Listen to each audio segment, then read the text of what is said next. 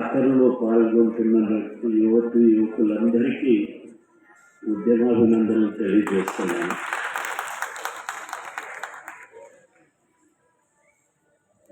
నేను చాలా కాలమైంది విద్యార్థి దశ దాటి ఇప్పుడు చివరి దశలో ఉన్నాను.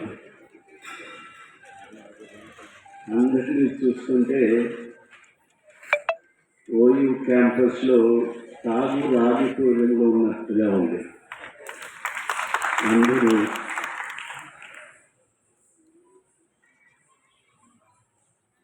తెలంగాణ మానిఫెస్ట ఉద్యమం దాని ప్రారంభం ఎక్కడ ఏ మూల ఉన్నా ప్రజలకు అందిన సమాచారం ఉస్మానియా యూనివర్సిటీ నుంచే ఈ రాష్ట్ర దేశ ప్రజలందరికీ ఈ ఉద్యమ వర్తమానం అందింది. ఉస్మానియా యూనివర్సిటీ తెలంగాణ ప్రత్యేక రాష్ట్ర సాధనకు ఒక ఉద్యమ కేంద్రంగా ఉంది. అనేక ప్రదర్శనలు, జాతాలు, అనేక ఉద్యమాలు జరిగాయి.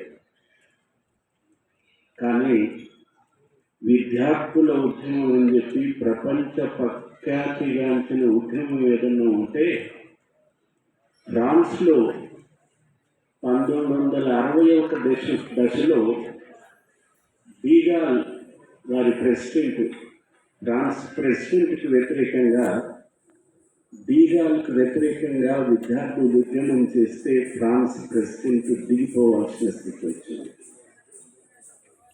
ఆ రకమైన ప్రపంచ చరిత్రకెక్కినటువంటి ఉద్యమం మానిఫెస్టో తెలంగాణ సాధనలో ఉస్మానియా యూనివర్సిటీ పాత్ర,